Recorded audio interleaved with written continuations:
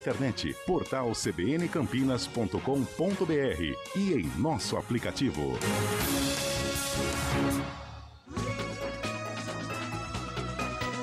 News Truck CBN Campinas.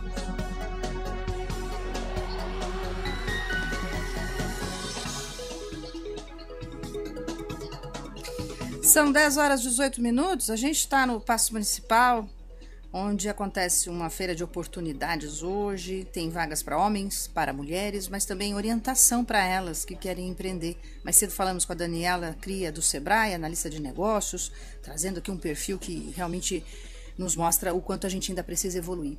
Se tem um outro assunto como sociedade que a gente precisa fazer uma construção mais respaldada de apoio às mulheres, é quando o assunto é violência doméstica. Muitos condomínios têm presenciado, da pandemia para cá, mudanças, não só em relação à violência doméstica, como na sua socialização, né? Muita gente fazendo home office, o convívio social aumentou, a participação também nas reuniões de condomínio, e aí vem todo tipo de conflito e problema.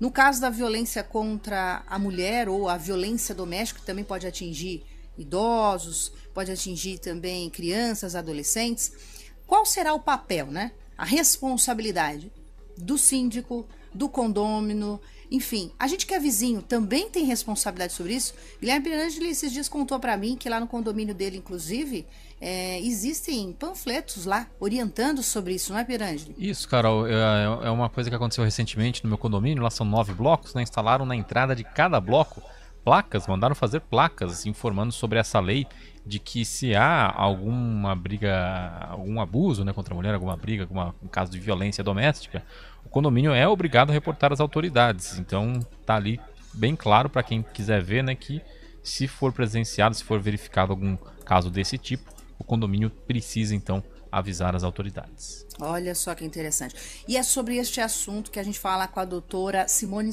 Guesse. Ela é idealizadora do projeto Heróica, que faz aí um atendimento jurídico, psicológico na nossa região, quando mulheres fazem boletim de ocorrência. Mas ela tem um estudo muito avançado sobre a mulher em várias frentes. E a gente conversa com ela agora, até porque ela tem índices aqui que, olha, gente, a gente vê que realmente, quando a gente fala, não é só de feminicídio, mas a gente fala de violência, o tema ainda está muito longe da gente estar segura de verdade. Doutora Simone, obrigada pela sua participação, bom dia.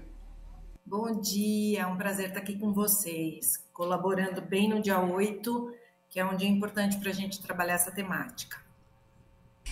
Me surpreendeu bastante essa questão, né? Mesmo com medida protetiva, ainda há um conflito nos condomínios. Até onde é crime, não é, por parte de quem observa que a violência começou a acontecer? Então, na verdade, a gente precisa lembrar que toda omissão de socorro, ela é apenada, né? Então, a gente pode ser responsabilizado pela omissão de socorro, independentemente de ser uma violência doméstica ou não. Agora, quando a gente está falando de condomínios, a gente está falando de uma ordem aqui para o estado de São Paulo e para outros estados também, já legislada, né? Nós temos uma norma que está em vigência e que responsabiliza, sim, os condomínios pela inação. Então, a gente tem que entender que o relacionamento humano nos obriga a fazer, mas também as normas estão aí postas justamente para nos responsabilizar civilmente e criminalmente. Essa questão da norma protetiva, a partir do momento que uma mulher tem essa protetiva, ela tem que avisar o condomínio como funciona e o que o condomínio tem que fazer? Assim, a mulher vítima de violência, ela vai fazer um boletim de ocorrência e, a partir disso, ela pode, tanto através da autoridade policial como da autoridade judicial, conseguir essa medida protetiva, que é uma medida para afastar o agressor das proximidades do lar, protegendo, então, a ela, das proximidades dela, né? Então, quando a gente está falando de condomínio, a primeira providência que essa mulher tem que ter é informar os síndicos e a administração do condomínio como um todo. E, por consequência, esse administrador, esse síndico, tem que informar, então, as portarias. Por via de reflexo, todos têm que estar sabendo daquela documentação que da autoridade, seja judicial, seja policial. Perfeito.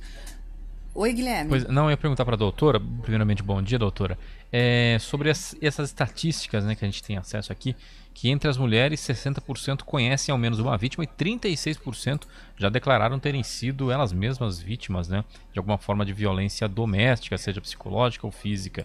Enfim, eu achei uma estatística que chama muita atenção, porque é um número alto, né? Sim, é alarmante. E eu acho que as estatísticas elas apontam já um aumento também por conta do aumento da nossa publicidade sobre o que é violência doméstica. Muitas vezes as mulheres ficam imaginando, as pessoas, as famílias ficam imaginando que precisa ter aquele famoso tapa na cara para ser violência doméstica, e não é por aí. Quer dizer, você impedir que essa mulher se desloque, você tirar os cartões de crédito dela, você rebaixá-la como pessoa. Então, toda violência psicológica, financeira, material, além da física, é violência. E o conhecimento sobre isso faz com que a mulher solicite mais proteção, entenda que está nessa posição. Apesar de que vocês viram aí que pelos índices, 20% das mulheres apenas têm conhecimento dos direitos que têm, né? Então, ainda é pouco falado, né? Ainda é pouco divulgado o direito e o que exatamente envolve a violência doméstica e familiar. Ponto interessante. Oi, perdão. Você quer completar? Não, acabei, pode falar. Um ponto interessante que eu gostaria também de aproveitar sobre esse esclarecimento, né? Muitas vezes a violência não é só normalizada, como ela é diminuída, porque só quem passa é que sente o tamanho da dor, tem isso, né? Agora, por exemplo, vizinhos observam que o casal sempre discute, sempre briga, é um prato que cai, é um barulho que se faz. Quando é hora de chamar a polícia? E se é recorrente? E ainda que a mulher diga que tá tudo bem, qual é o comportamento adequado, doutora? Então, a recomendação quando a gente vai dar aqui assessoria aos condomínios, a nossa recomendação é que tenha um protocolo de conduta dentro de cada condomínio. Então, assim que começam os barulhos, tem que ser interfonado para lá. Mas se aquele barulho não cessa, se é recorrente, a polícia tem que ser convocada quantas vezes for necessário. E é importante também a gente pensar que a violência não é só contra a mulher, é contra todos que estão lá dentro daquele ambiente. Então, se tiver criança, idoso, todos eles estão envolvidos nessa mesma problemática. Então, a gente está lidando para proteger a todos, né? Se tem uma pessoa descontrolada, a gente não vai colocar ninguém para confrontá-lo além da polícia, por segurança dos outros moradores e, inclusive, da equipe do condomínio. Ninguém tem que se pôr para a defesa com a própria estrutura física, e sim com a ação, quer dizer, convocar quem sabe lidar com essa questão. Doutora, a gente está falando de formas de lidar com essa situação, mas e a prevenção? Quais são as medidas que surtem mais efeito? Como é possível prevenir esses casos?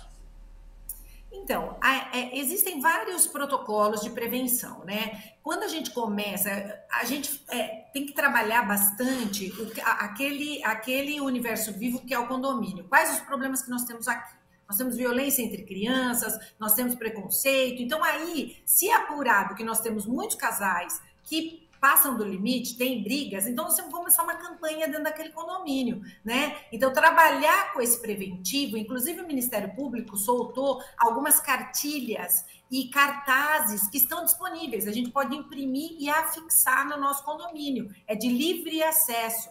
E aí você já está prevenindo aquela comunidade viva que é o condomínio, de que determinadas ações não são ações comuns e normais, não são aceitáveis para aquele ambiente. E o mais interessante é que, claro que a mulher que está ali sob julgo daquele agressor, ela não vai falar pro síndico, pro porteiro, corre aqui que ele vai me matar. Ela não vai falar isso, ela vai falar, não, tá tudo bem, né? Ela vai dizer que tá tudo bem. Então, esses protocolos envolvem um treinamento. Como é que aqui, nesse condomínio, e essa ação não deve ser universal, como aqui nesse condomínio, nós vamos trabalhar essa questão. A mulher vai pendurar uma toalha na janela do apartamento, a mulher vai dar uma resposta evasiva, a mulher, entendeu? Como que é que essa mulher aborda para dizer, passou do limite, preciso de ajuda, né? Então, isso tem que acontecer em cada universo condominial. Você tem que entender o teu público, quais são as maiores demandas, e aí juntando grupos de debates, grupos estruturais, que vão dar esse arcabouço de proteção para esse síndico e para esses colaboradores do condomínio, né? Muito interessante aqui a entrevista para a gente poder entender o que fazer, né? Mais do que as estatísticas e dos crimes e dos problemas, para entender quais são esses próximos passos como sociedade. Quero agradecer a doutora Simone Siguessi, até porque a gente já está aqui com o tempo finalizando, desejar a ela também, todas as mulheres, sua vida, um feliz Dia da Mulher, e obrigada pela sua participação e importante contribuição também com o Projeto Heróica. Eu agradeço. Qualquer dúvida que restar, podem encaminhar para mim, que eu vou responder na medida do possível. Um lindo dia para você também. Muito obrigada, viu, doutora? Agora são 10h26. CBN Campinas. Oferecimento Recap, Sindicato dos Postos de Combustíveis. IES Incorporadora, apartamentos nos melhores bairros de Campinas.